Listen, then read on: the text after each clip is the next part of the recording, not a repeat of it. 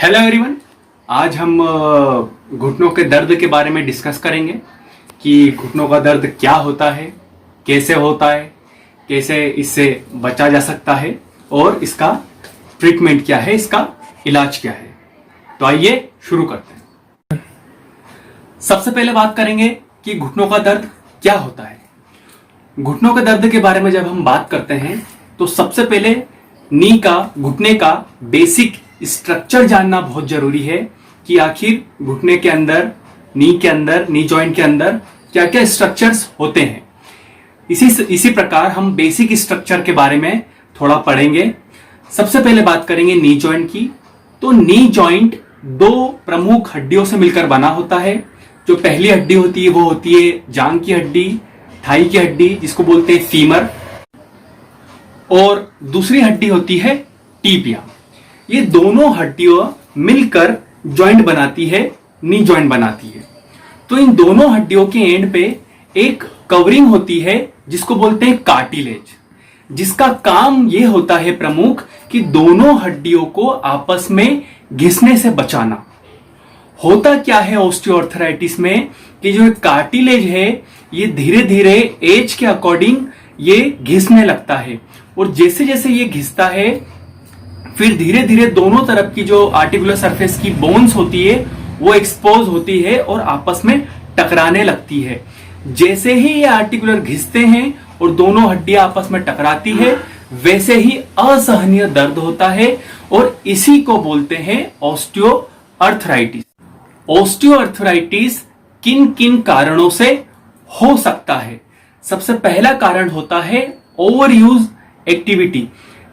Knee joint का over use करने के कारण भी ऑस्टियोआर्थराइटिस होने की संभावनाएं रहती है। दूसरा कारण, बहुत प्रमुख कारण होता है ओबेसिटी, ओवरवेट। जब वेट ज्यादा होता है तो पूरी बॉडी का वेट नी जॉइंट से होता हुआ नीचे जाता है, पूरी बॉडी का वेट नी जॉइंट पर होता है।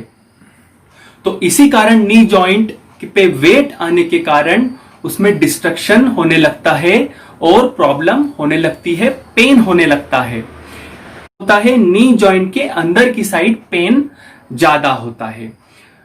और इसके बाद ये महिलाओं में सबसे ज्यादा देखा जाता है, फीमेल में ज्यादा होता है। अगर उम्र 40 से ऊपर है तो भी सबसे ज्यादा ऑस्टियोआर्थराइटिस होने की संभावनाएं रहती है।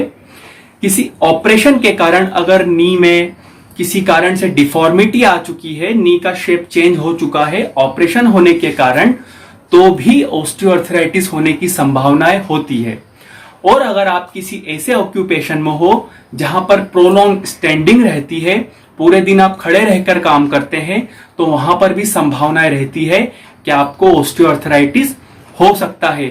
ये सारी संभावनाएं हो सकती है कि आपको ऑस्टियोआर्थराइटिस हो सकता है। ऑस्टियोआर्थराइटिस माइल्ड से लेके सीवियर कंडीशन में हो सकता है। माइल्ड ऑस्टियोआर्थराइटिस जब होता है तो आप कैसे पहचान सकते हैं कि आपको ऑस्टियोआर्थराइटिस होने की संभावना है? सबसे पहले आपको साइन मिलेगा, आपके घुटने में दर्द होगा और स्वेलिंग होगी। उसके बाद जब आप सीढ़ियां चढ़ते हैं, उतरते हैं, तो उस वक्त भी आपको घुटने में दर्द की शिकायत हो सकती है। आपको उठने और बैठने में भी शिकायत हो सकती है। आपको माइल्ड एक्टिविटी में भी पेन हो सकता है, वो किसी भी प्रकार की एक्टिविटी हो सकती है। लेकिन जब आप रेस्ट करोगे तो आपको दर्द में राहत मिलेगी। ये सारे सिम्टम अगर आपको है तो ये माइल्ड अर्थराइटिस की होने की संभावना है, और यहां से ये ऑस्टियोआर्थराइटिस प्रोग्रेस होगा। डिपेंड करता है पेशेंट टू पेशेंट में, किसी को बहुत फास्ट प्रोग्रेस करता है, किसी को बहुत स्लो प्रोग्रेस करता है। ये सब डिपेंड होता है पेशेंट की हाइट, वेट, डाइट, लाइफस्टाइल, ये सारे रीजन हो सकते हैं उसके प्रोग्रेशन में। किसी को ये बहुत तेजी से प्रोग्रेस करता है और किसी को ये स्लो प्रोग्रेस करता है। अगर आपको माइल्ड अर्थराइटिस के सिम्टम दिखते हैं तो अगर यहां पर आप अर्थराइटिस को रोकना चाहते हैं और इसके कॉम्प्लिकेशन डिले करना चाहते हैं तो आप कर सकते हैं। जैसे कि यहां पर आप अगर माइल्ड अर्थराइटिस के सिम्टम आपको दिखते हैं तो सबसे पहले आप अगर ओवरवेट है तो आपको वेट कम करना होगा। आपको फिजिकल थेरेपी की कुछ थेरेपेटिक एक्सरसाइजेज होगी जो आपकी मसल्स को स्ट्रॉन्ग करेंगी, वो करना चाहिए। उसके बाद आपको साइक्लिंग मूवमेंट करना चाहिए। साइक्लिंग मूवमेंट ऑस्टियोआर्थराइटिस में काफी हेल्पफुल होता है पेन रिलीफ करने में।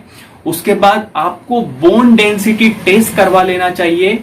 बोन डेंसिटी टेस्ट इसीलिए होता है कि आपकी बोन स्ट्रॉन्ग है या फ्रेजाइल।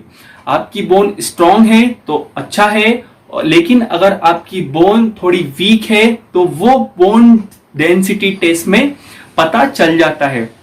तो फिर आप आपके डॉक्टर से कंसल्ट करके उसके अकॉर्डिंग आप कैल्शियम सप्लीमेंटेशन ले सकते हैं।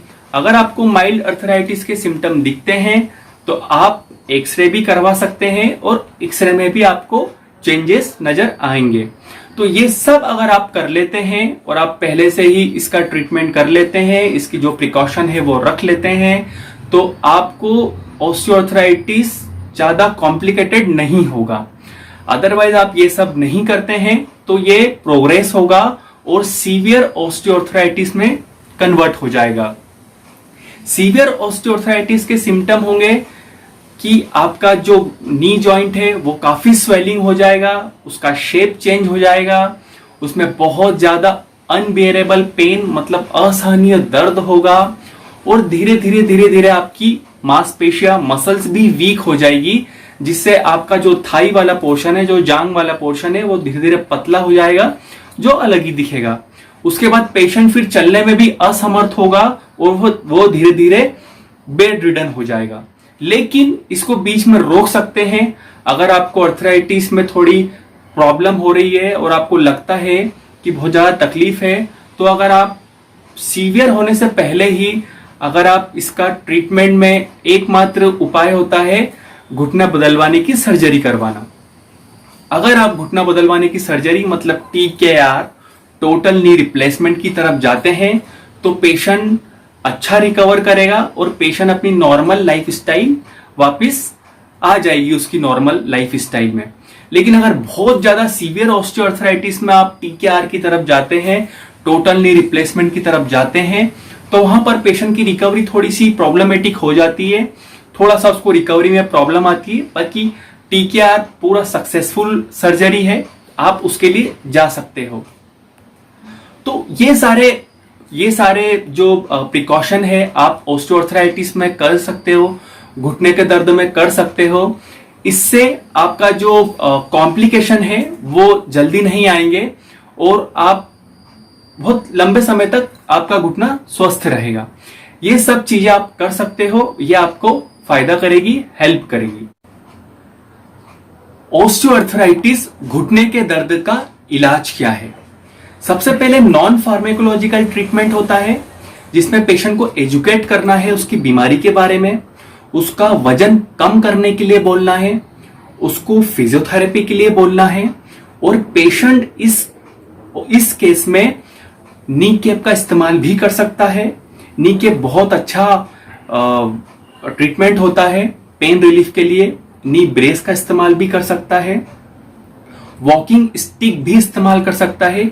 वॉकिंग स्टिक से नी जॉइंट पे वेट कम आता है जिससे उसको थोड़ा रिलीफ लगता है और साइक्लिंग कर सकता है। फार्मेकोलॉजिकल ट्रीटमेंट में एनाल्जेसिक्स ड्रग्स ले सकता है, दर्द के लिए दवाएं ले सकता है, एंटी इंफ्लामेटरी ड्रग्स ले सकता है और लास्ट में सर्जरी के लिए जा सकता है जो कि है टोटल नी रिप्लेसमेंट, घुटनों को बदलवाने वाली सर्जरी, जो कि बहुत सेफ है, सक्सेसफुल है।